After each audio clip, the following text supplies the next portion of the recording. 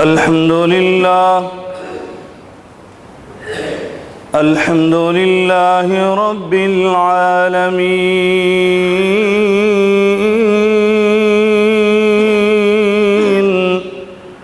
والعاقبة للمتقين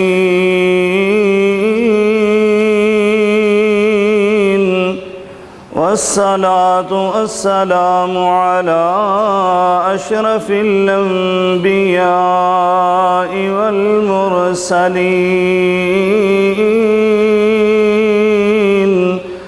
وعلى آله وصحبه أجمعين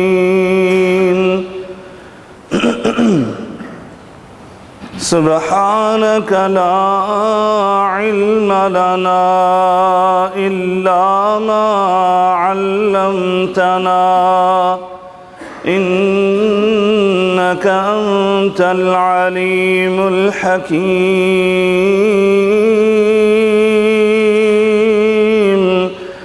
رب اشرح لي صدري ويسر لي أمري واحلل عقدة من لساني يفقه قولي أما بعد فإن خير الحديث كتاب الله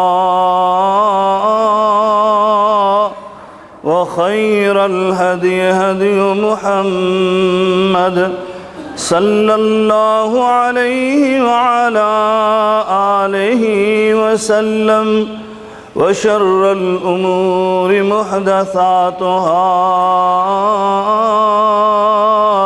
وكل محدثة بدعة وكل بدعة ضلالة وكل ضلالة في النار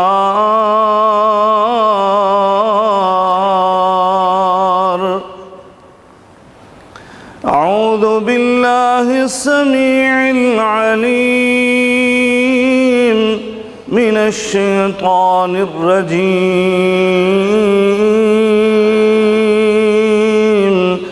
بسم الله الرحمن الرحيم قد أفلح المؤمنون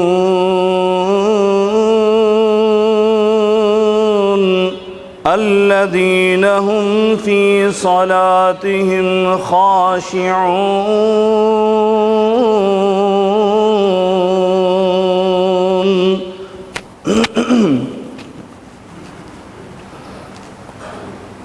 بزرگان من، برادران ملت، قابل صد احترام میری ماؤں اور بہنوں، ہر قسم کی حمد و ثنا، بزرگی، برتری، بڑائی، کبریائی اللہ رب العالمین کی ذات بابرکات کے لیے انگنت لا تعداد بے شمار درود و سلام سید الاولین والآخرین، امام المتقین، شفیع المذنبین، میرے اور آپ کے ہادی و رہنما جناب محمد الرسول اللہ صلی اللہ علیہ وعلا آلہ وسلم کی ذات اطہر پر ہوں۔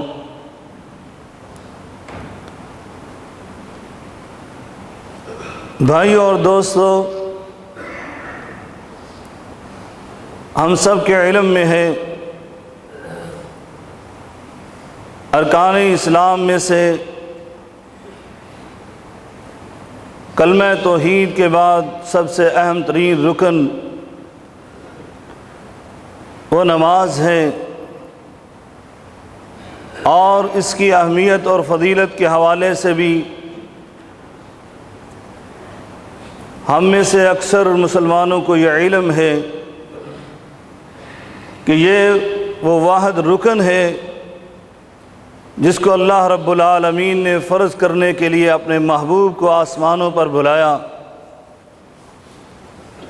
اور پھر یہ وہ رکن ہے کہ جس کے بارے میں میرے آقا علیہ الصلاۃ والسلام نے فرمایا تھا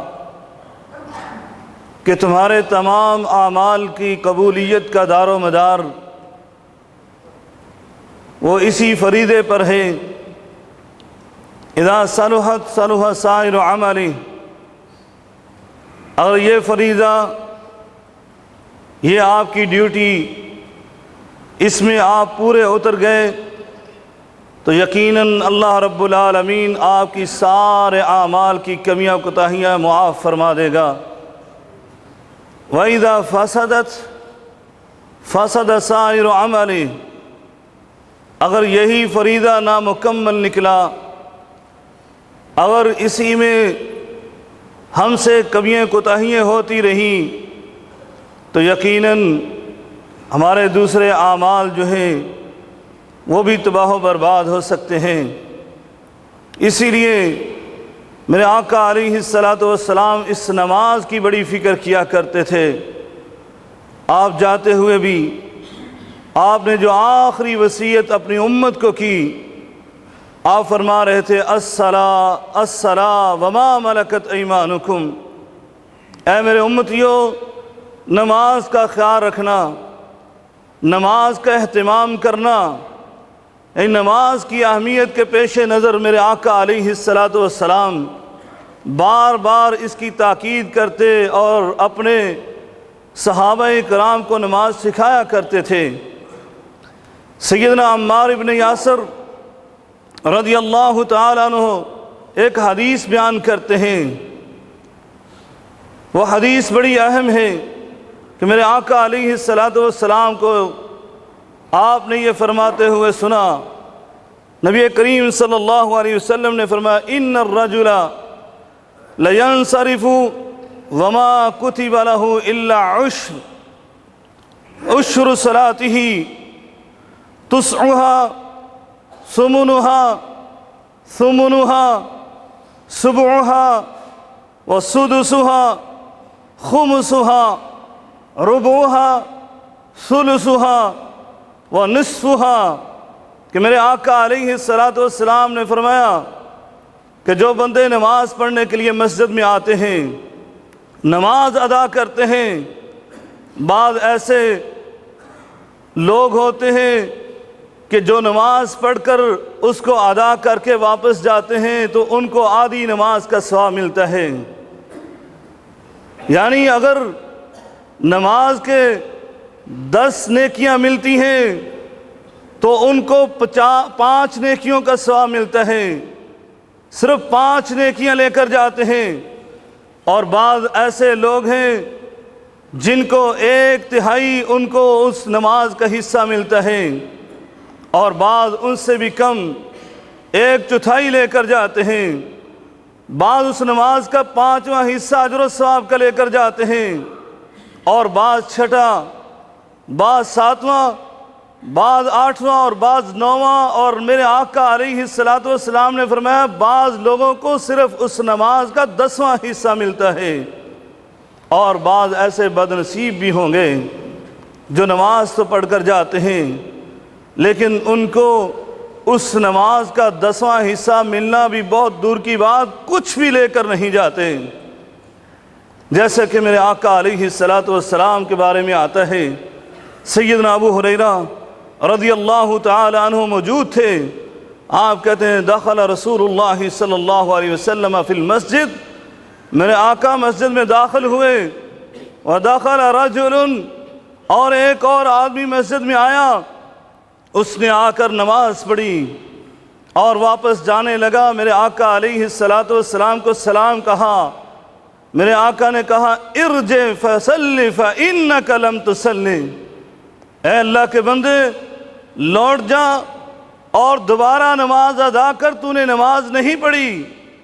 اب وہ صحابی پھر جاتا ہے، نماز پڑھتا ہے، پھر واپس آتا ہے، میرے آقا کو سلام کرتا ہے، میرے آقا پھر فرماتے ہیں ارجع فصلی فإنک لم تصلی، لوٹ جاؤ، تو نے نماز نہیں پڑھی، دوبارہ نماز پڑھ کر آؤ۔ 6 بار دوبارہ ہوتا ہے، نماز پڑھ کر آیا۔ بھائیوں غور کیجئے گا، میرے آقا علیہ الصلاۃ والسلام پھر اس صحابی کو کہتے ہیں ارجع فصلی فإنک لم تصلی، لوٹ جاؤ، تو نے نماز نہیں پڑھی، نماز پڑھو۔ کیا اس نے قیام نہیں کیا تھا؟ کیا اس نے رکوع نہیں کیے تھے؟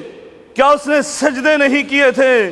کیا اس میں تکبیرات پڑھی تھی یا تسبیحات نہ کی تھی، یا اس نے تشہد نہ پڑھا تھا، یا میرے آقا علیہ السلام پر درود ابراہیمی نہ پڑھا تھا؟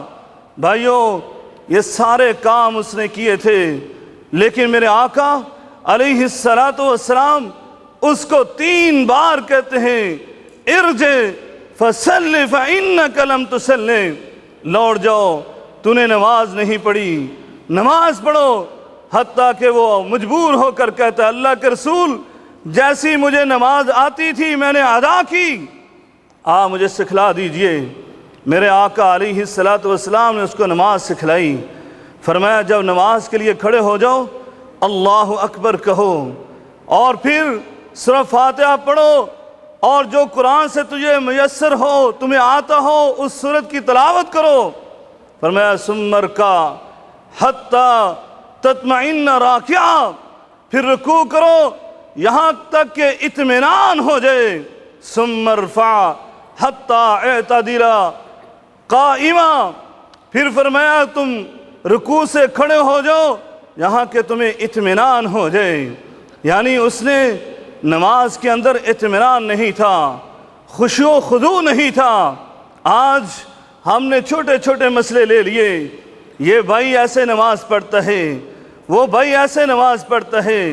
ہم نے ارکان کو تو بھلا ہی دیا کہ ارکان بھی کوئی چیز ہوتے ہیں، اور ان نمازوں کا ایک رکن آج افسوس سے کہنا پڑتا ہے، یقیناً میں اگر 100% کہوں تو مبالغہ ہو سکتا ہے، کیونکہ امت میں ایسے لوگ ہیں جن کے اندر یہ صفت اور خوبی پائی جاتی ہے اور یہ قیامت تک رہے گی، لیکن اکثریت ایسی ہے جو یہ رکن کو بھلا چکی ہے، جن کو اس رکن کا خیال بھی نہیں ہے، بلکہ بہت سارے لوگوں کو اس کا علم بھی نہیں ہوگا کہ نماز کا یہ رکن ہے خشوع و خضوع کا ہونا، نماز کے اندر توجہ کا ہونا، نماز کے اندر انسان اپنے رب کی طرف ایسے متوجہ ہو جائے کہ جیسے میرے آقا علیہ السلام نے حدیث جبریل میں کہا تھا، جب سیدنا جبرائیل نے پوچھا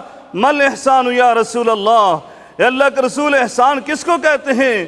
میرے آقا علیہ السلام نے فرمایا تھا ان تعبد اللہ کأنک تراہ فإن لم تکن تراہ فإنہ یراک۔ فرمایا تمہاری عبادت میں، تمہاری نماز میں اتنی توجہ ہو کہ تم یہ محسوس کرو کہ تم اپنے رب کو دیکھ رہے ہو۔ اگر یہ کیفیت پیدا نہیں ہو سکتی، فرمایا کم از کم یہ کیفیت پیدا کر لو، یہ ذہن اور دل میں خیال پیدا کر لو، بلکہ یقین پیدا کر لو فَإِنَّهُ يَرَاكَ، وہ اللہ تجھے دیکھ رہا ہے۔ جب یہ کرو گے تبھی تمہاری نمازیں قبول ہوں گی۔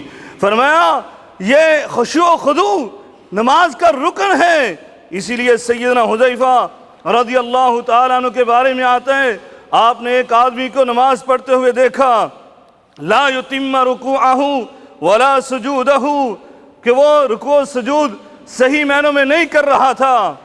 اللہ اکبر، یہ صحابہ کا دور جس کے بارے میں میرے آقا فرماتے خیر القرون کرنی ثم الذین یلونہم، بہترین دور۔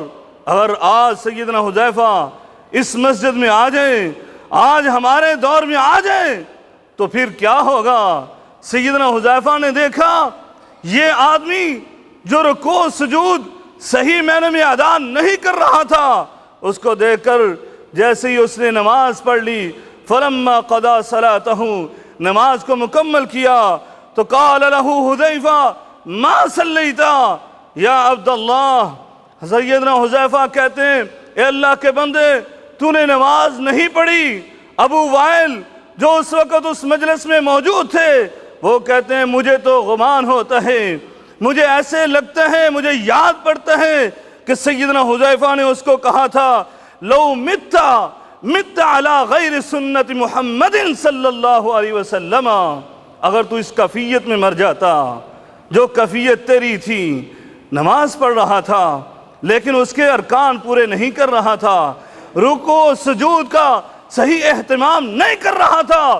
اور سیدنا حذیفہ اس کو یہ کہتے ہیں لو مت علی غیر سنت محمد صلی اللہ علیہ وسلم، اگر تو اسی کیفیت میں مر جاتا تو نبی کریم صلی اللہ علیہ وسلم کے رستے سے ہٹ کر مرتا۔ بھائیو، آج ہماری کیفیت کیا ہے؟ ہماری نمازوں کا کیا حال ہے؟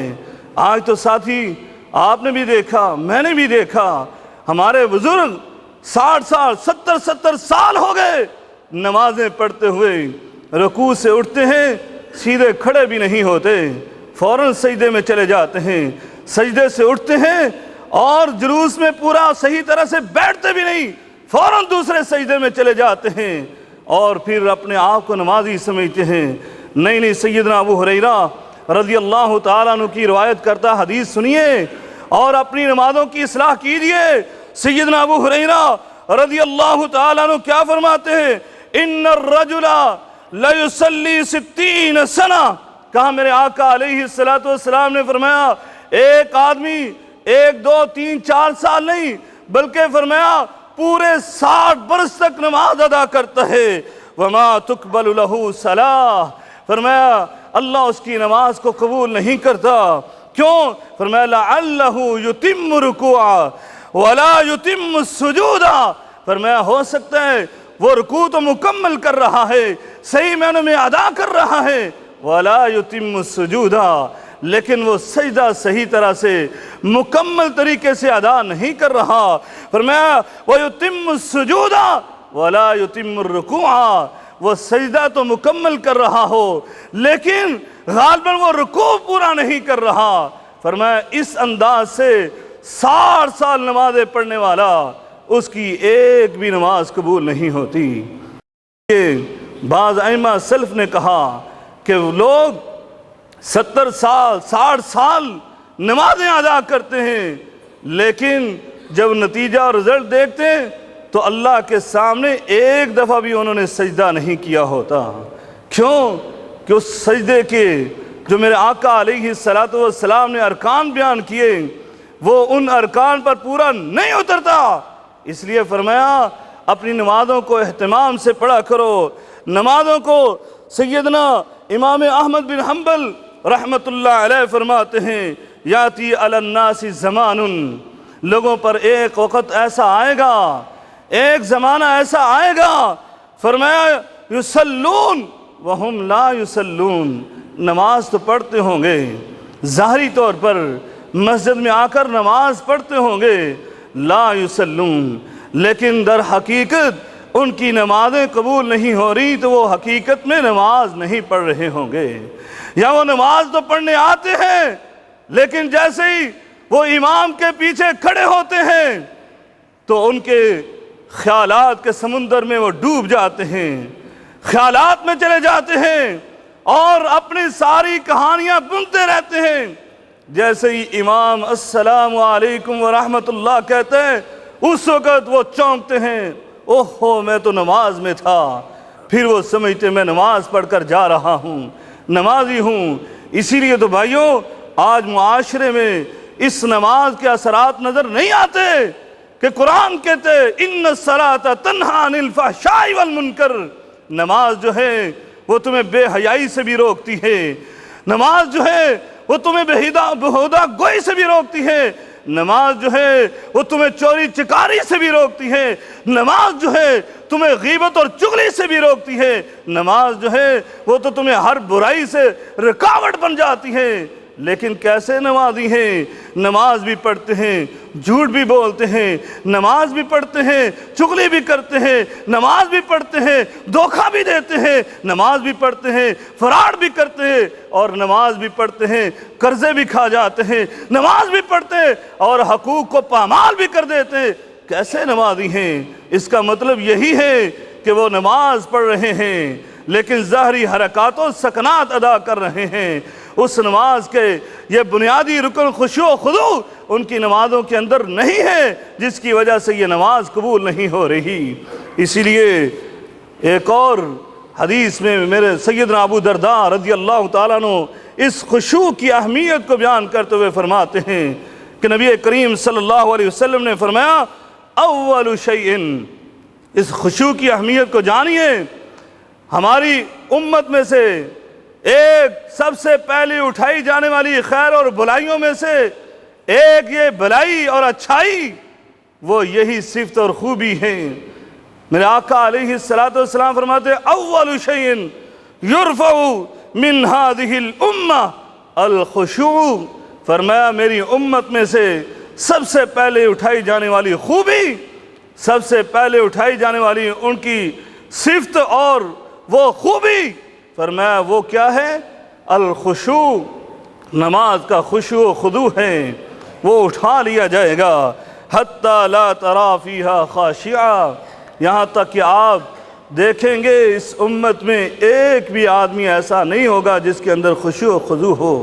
سیدنا حذیفہ رضی اللہ تعالیٰ عنہ ایک حدیث روایت کرتے ہیں، ائمہ نے اس کو معقوف کہا ہے کہ سیدنا حذیفہ کا یہ قول، سیدنا حذیفہ کیا کرتے ہیں؟ اول ما تفقدون من دینکم الخشوع وآخر ما تفقدون من دینکم الصلاة ورب مسل لا خیر فیہ، فرمایا اس امت میں سب سے پہلے خشوع کو اٹھایا جائے گا اور تمہارے دین میں سے آخری چیز وہ نماز اٹھائی جائے گی، یعنی آخر تک امت میں سے ایسے لوگ ہوں گے جو نماز ادا کر رہے ہوں گے، وَرُبَّ مُسَلٍ لَا خَيْرَ فِيهِ، لیکن ایسے بھی نمازی ہوں گے جن کے اندر کوئی خیر اور بھلائی نہیں ہوگی، نماز تو پڑھتے ہوں گے لیکن خیر اور بھلائی کو حاصل نہیں کر سکیں گے، کیوں؟ کہ اس کے اندر یہ خشوع کا رکن نہیں تھا۔ اس لیے فرمایا وَيُوشِكُ أَن تَدْخُلَ الْمَسْجِدَ، بھائیو غور سے سننے والے کلمات، آج ذرا ہم اپنے ماحول میں اپنی مساجد پر غور کریں، کیا کیفیت ہے آج ہماری مساجد کی؟ سیدنا حذیفہ 1400 سال پہلے کی یہ بات کر رہے ہیں، وَيُوشِكُ، قریب ہے، ایسا وقت آئے گا کہ أَن تَدْخُلَ الْمَسْجِدَ فَلَا تَرَى مِنْهُمْ خَاشِعًا، تم مسجد میں داخل ہوگا اور مسجد میں تجھے نمازی تو نظر آئیں گے لیکن ایک بھی بندہ ایسا نہیں نظر آئے گا جس کے اندر خشوع و خضوع ہو۔ آج کیا کیفیت ہے؟ آج ہماری مساجد کی کیا کیفیت ہے بھائیو؟ آج ہم نماز پڑھنے کے لیے آتے ہیں اور ان گھڑیوں پر لکھا ہوا، دروازوں پر لکھا ہوا اپنے یہ موبائل فون سائلنٹ کر لو، اس کے باوجود ہم کیا دیکھتے ہیں؟ ہماری نمازوں کی حالت، ہماری مسجدوں کی حالت کیا ہے؟ اور پھر ہم میں سے کوئی بولنے کی جرت بھی نہیں کرتا، ارے بھائی یہ کیا کر رہے ہو؟ اگر ہمارے گھر میں آ کر کوئی ایسے حرکات و سکنات کر دے جو ہمارے اصولوں کے خلاف ہو، جو ہماری طبیعت کے موافق نہ ہو، پھر ہماری کیفیت کیا ہوتی ہے؟ اور یہاں اللہ منع کرتا ہے، اللہ سورہ لقمان کے اندر بیان کرتا ہے کہ یہ شیطانی آواز ہے، یہ شیطانی آواز ہے۔ سیدنا عبداللہ ابن مسعود، سیدنا عبداللہ ابن عباس قسم اٹھا کر کہتے ہیں وہاں سے مراد یہ جو فضولیات ہیں، وہاں سے مراد جو ہے وہ گانے بجانے کے آلات ہیں، اس کے باوجود ہماری مسجدوں میں یہ بجتے ہیں اور کوئی تغیر و تبدل پیدا نہیں ہوتا، ہم آرام سے نماز پڑھ کر چلے جاتے ہیں، سمجھتے ہیں ہم نماز پڑھ کر آ گئے۔ اور بھائیو ہو سکتا ہے ہم نے تو دوسروں کی نماز کا گناہ بھی اپنے سر پہ لے لیا، جو ہم میں سے خوش نصیب خشوع و خضوع کو پیدا کرنے والا تھا، ہم نے تو اس کی نماز کا بھی بیڑا غرق کر دیا۔ آپ ثواب لے کر جا رہے ہیں یا وبال لے کر جا رہے ہیں؟ اللہم لا تجعلنا منہم، اے اللہ ہمیں ایسے بد نصیبوں سے نہ بنا دینا، اے اللہ ہمارے اندر اصلاحیت پیدا کر دے، ہم اپنے ان غافل بھائیوں کو سمجھا سکیں، ان کو خشوع و خضوع کی طرف لا سکیں۔ آگے چلیے، خشوع کہتے کس کو ہیں؟ خشوع کا معنی کیا ہے؟ حضور القلبی، دل کو حاضر کر لینا، اللہ کے سامنے آئے ہو، حضور القلبی بین یدی اللہ، اللہ کے سامنے کھڑے ہو کر اپنے دل کو حاضر کر لو، اپنے رب کی طرف متوجہ کر لو۔ وسکون الجوارح واستحضار ما یقولہ المصلی، او ما یفعلہ، فرمایا خشوع کی تعریف یہ ہے کہ اپنے دل کو حاضر کر کے اپنے یہ اعضائے جسمانی جو ہیں یہ اللہ کے حکم کے تابع کر لو، ان کے اندر سکون آ جانا چاہیے، اور جو تم پڑھ رہے ہو اس کا معنی اور مفہوم بھی تمہیں سمجھ آئے، اور جو تم کر رہے ہو تمہیں علم ہو۔ یہ نہیں ہے کہ ڈرائیونگ سیٹ پر بیٹھے ہو، باتیں کرتے جاتے ہو، گاڑی چلتی جاتی ہے، یہی کیفیت نماز کے اندر نہیں ہونی چاہیے۔ قیام بھی ہو رہا ہے، رکوع بھی ہو رہے ہیں، سجود بھی ہو رہے ہیں، تسبیحات بھی پڑھ رہے ہو، قرآن کی تلاوت بھی کر رہے ہو، تشہد بھی پڑھ رہے ہو، لیکن دل و دماغ کہیں اور پر ہے۔ تم سفر بھی کر رہے ہو، تم دوستوں کی مجلس میں بھی بیٹھے ہو، ایسی کیفیت نہیں ہونی چاہیے۔ اگر ایسی کیفیت ہے تو یقیناً پھر ہم ان بد نصیبوں میں شمار ہونے لگیں گے جن کی نماز کا کوئی حصہ ان کو حاصل نہیں ہوتا۔ خشوع کیا ہے؟ قرب الہی کا شعور ہو جائے، معرفت الہی کا حصول ہو جائے، اور حب الہی کا سرور آنے لگے، خشیت الہی کا ثبوت پیش ہونے لگے۔ جب دل میں خشوع ہوگا یقیناً تمہارے تمام اعضاء پر اس کا اثر ہوگا۔ بھائیو، آنکھ، کان، ہاتھ، پاؤں، یہاں تک کہ کلام میں آپ کے خشوع پیدا ہو جائے گا۔ اسی لیے تو میرے آقا علیہ السلام بلکہ قرآن نے اس سے پہلے کہا، تمہاری جس جگہ پر نماز پڑھ رہے ہو تمہارے دل میں خشوع آیا، تمہارے ہاتھوں میں خشوع آ گیا، تمہاری آنکھوں میں خشوع آ گیا، تمہارے دل و دماغ میں جب خشوع پیدا ہوا تمہارے پورے جسم میں خشوع پیدا ہو گیا، بلکہ جس جگہ پر نماز پڑھ رہے ہو اس زمین کے اندر بھی خشوع آ گیا۔ میں اپنی طرف سے نہیں کہتا، قرآن کی آیت ہے، سورہ فصلت، اللہ رب العالمین اپنے قرآن میں فرماتا ہے وَمِنْ آيَاتِهِ وَمِنْ آيَاتِهِ إِنَّكَ تَرَى الْأَرْضَ خَاشِعًا، اللہ کی نشانیوں میں سے ایک نشانی یہ بھی ہے کہ جہاں تو نماز پڑھ رہا ہے اس زمین کو بھی تو دیکھے گا، وہ بھی اس کے اندر بھی خشوع و خضوع پیدا ہو چکا ہے۔ اللہ اکبر، یہ اللہ کی نشانیوں میں سے نشانی۔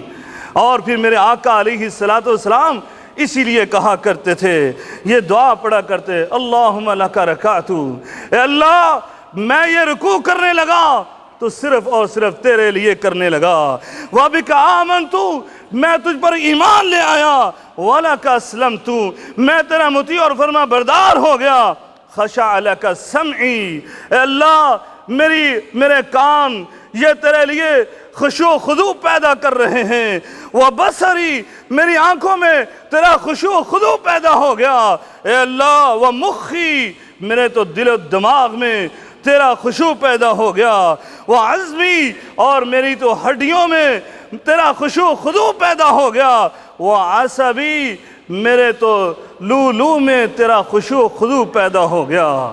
اللہ اکبر، اللہ رب العالمین میرے نبی صلی اللہ علیہ وسلم کی انہی صفات کو دیکھ کر کہتا ہے، یہ تو تمام انبیاء کی صفات تھی، اور قرآن مجید میں ان کی صفت کو بیان کرتے ہوئے ارشاد فرماتا ہے انہم کانوا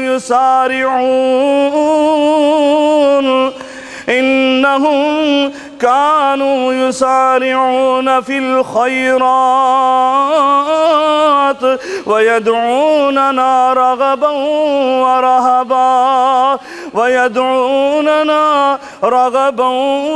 ورہبا وکانوا لنا خاشعین۔ اللہ رب العالمین اپنے انبیاء کی صفات بیان کرتے ہوئے فرماتا ہے، وہ خیر اور بلائی میں سبقت کرنے والے، میرے انبیاء صرف اور صرف مجھے پکارنے والے رغبت کے ساتھ اور میرے خشوع و خضوع کے ساتھ کیوں نہ پکارتے، وہ میرے ڈرنے والے بندے، خشوع و خضوع پیدا کرنے والے بندے، وہ انبیاء کی جماعت۔ بھائیو، آج ہمارے اندر اگر خشوع و خضوع پیدا ہوتا ہے تو یہ انبیاء کی صفت ہے، ہم اپنے اندر یہ خشوع و خضوع پیدا کریں۔ سنو ہمارے اسلاف کیسے خشوع و خضوع پیدا کرتے تھے۔ سیدنا علی بن حسین بن علی रहमतुल्लाह अलैह, उनके बारे में आता है, जिनको आज इमाम ज़ैनुल आबिदीन के नाम से जाना जाता है। कैसा खुशू था, जब भी आप उठते मजलिस में होते, आराम से बैठे होते, आराम से गुफ्तगू कर रहे होते, अजान होती, उठते वुज़ू करते, आपका रंग जर्द पड़ जाता, देखने वाला देखता ऐसे लगता बरसों से मरीज हैं। आपसे पूछा गया, इमाम साहब क्या बात है, अभी तो अच्छे भले थे, अब क्या कैफियत हो गई, ऐसे लग रहा है जैसे आपको कोई मर्ज है, कोई बीमारी है, क्या मसला है। अल्लाह अकबर।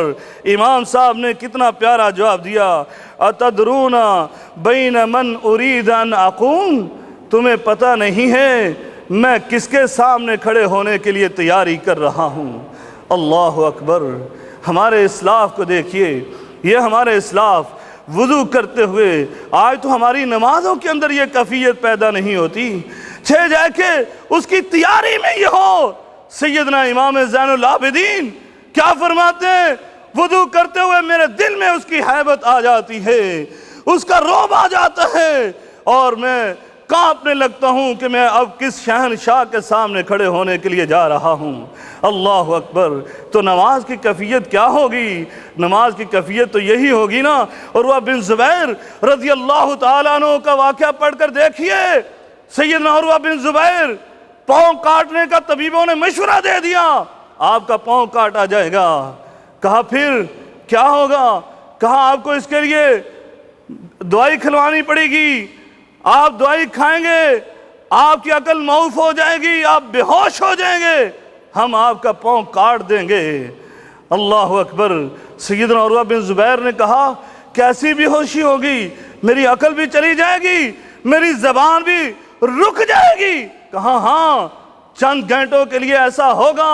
कहा नहीं नहीं, मैं ऐसी दवाई नहीं खा सकता जिससे चंद लम्हों के लिए भी मैं अपने रब से गाफिल हो जाऊं और मेरी ज़बान अपने रब के जिक्र से गाफिल हो जाए, मैं ऐसा नहीं कर सकता। हाँ, तुम्हें ये ज़रूरी है काटना, अगर तुम समझते हो मेरी ज़िंदगी के लिए ये ज़रूरी और लाजमी है, मैं नमाज पढ़ता हूँ और जब मैं सजदे की हालत में चला जाऊँगा तुम मेरे पाँव को काट देना। अल्लाह अकबर। ऐसे ही किया गया भाइयों, सैयदना उर्वा बिन ज़ुबैर के साथ ऐसे ही किया गया, लेकिन उनका हरकत करना तो दरकिनार, ज़बान से सी तक नहीं निकली। रावी बयान करते हैं, आपको पता तक नहीं चला, नमाज से फारग हुए, कहा आप लोगों ने अपना काम नहीं किया, कहा काम हो चुका है, आपका पाँव काट दिया गया। अल्लाह अकबर। मरहम पट्टी कर दी गई, आपका पाँव जो है वो तेल के अंदर रखा गया खून बंद करने के लिए। उस वक़्त आप पर बेहोशी तारी हुई और बाद में आपका पाँव लाकर पेश किया गया। आप उस पाँव को देखकर रोने लगे। कहा अल्लाह की कसम उठाकर कहता हूँ ये खुशू खुजू क्यों ना पैदा होता। कहा मेरे पाँव, मैं अल्लाह की कसम उठाकर कहता हूँ कभी मैं तेरे साथ अल्लाह की नाफरमानी की तरफ चल कर नहीं गया, कभी मैंने इस कदम को अल्लाह की नाफरमानी की तरफ नहीं उठाया। आज तू मेरे जिस्म से जुदा हो गया। वहाँ पर एक और साथी बैठे थे, कहा मैं आपको बिशारत देता हूँ अगर यही कैफियत थी, आपने कभी इस पाँव को अल्लाह की नाफरमानी में नहीं उठाया, मैं तो फिर आपको बिशारत देता हूँ कि ये आपका पाँव आपसे ज़्यादा सबकत ले गया, खुश नसीब है ये अल्लाह की जन्नत में पहले पहुँच गया। अल्लाह अकबर। भाइयों, ये खुशू खुदू क्यों पैदा हुआ? दरअसल वो खुशू खुदू की हकीकत को पा चुके थे, इसकी अहमियत को समझ चुके थे कि मेरे आका अलैहिस्सलातु वस्सलाम ने फरमाया था, ऐनानी ऐनानी ला तमस्सुहुमा अन्नार। फरमाया दो खुश नसीब आँखें ऐसी हैं जिन पर अल्लाह की जहन्नम की आग हराम है।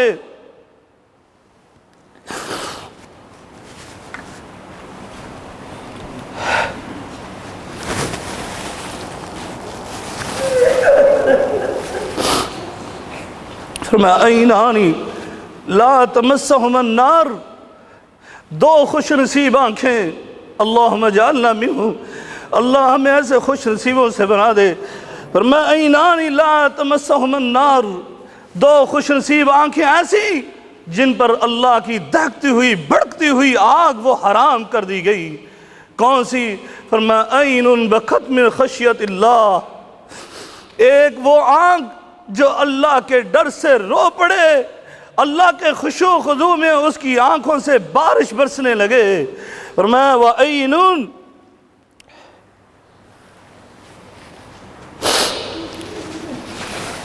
تحرس فی سبیل اللہ، دوسری وہ آنکھ جو اللہ کے راستے میں رات بھر پہرا دینے کے لیے جاگتی رہے۔ اللہ کے بندوں، یہ خشوع و خضوع اس لیے پیدا ہوا ان کے اندر، وہ خشوع کی حقیقت کو جان چکے تھے کہ جس اعضاء میں یہ خشوع پیدا ہو گیا وہ عضو جو ہے اللہ کی جہنم پر حرام کر دیا جاتا ہے، اس کا فائدہ اس کے پورے جسم کو پہنچے گا۔ آگے سنیے، اس لیے خشوع خضوع پیدا ہوا کہ میرے آقا علیہ السلام نے فرمایا تھا لا یلج النار لا یلج النار رجل بکا من خشیت اللہ، وہ آدمی اللہ کی جہنم میں کبھی داخل نہیں ہو سکتا، بلکہ اللہ کی جہنم میں داخل ہونا اتنا ہی دشوار ہے کہ جتنا دشوار میرے آقا فرماتے حتی یعود اللبن فی الضر، فرمایا جتنا کہ دھویا ہوا دودھ واپس تھنوں میں جانا مشکل ہے، اتنا ہی اس خوش نصیب کا اللہ کی جہنم میں جانا مشکل ہے۔ کون؟ جو بقا من خشیت اللہ، وہ خوش نصیب جو اللہ کے ڈر سے رونے لگے۔ بھائیو، میرے آقا علیہ السلام نے فرمایا، میرے آقا نے فرمایا وہ کل قیامت کا دن حشر کی سختیاں وہ ہوں گی، اور 7 خوش نصیب ایسے جن کو اللہ اپنے عرش عظیم کا سایہ عطا فرمائے گا۔ ان میں سے ایک خوش نصیب وہ وَرَجُلٌ ذَكَرَ اللَّهَ خَالِيًا فَفَاضَتْ عَيْنَاهُ، تنہائی میں اللہ کی عبادت میں مشغول تھا، قیام رکوع سجود کر رہا تھا، اور آنکھوں سے اس کے اللہ کے ڈر سے آنسو جاری ہو گئے۔ اللہ اس خوش نصیب کو بھی اپنے عرش عظیم کا سایہ عطا فرمائے گا۔ اللہ رب العالمین ہمیں بھی ایسے خوش نصیبوں سے کر دے۔ اللہ ہماری نمازوں میں خشوع و خضوع پیدا فرما دے، اللہ اپنے سے ڈرنے والا بنا دے، اللہ ہماری آنکھوں سے اپنے ڈر اور خوف کی وجہ سے آنسو جاری فرما دے۔ وآخر دعوانا الحمدللہ رب العالمین۔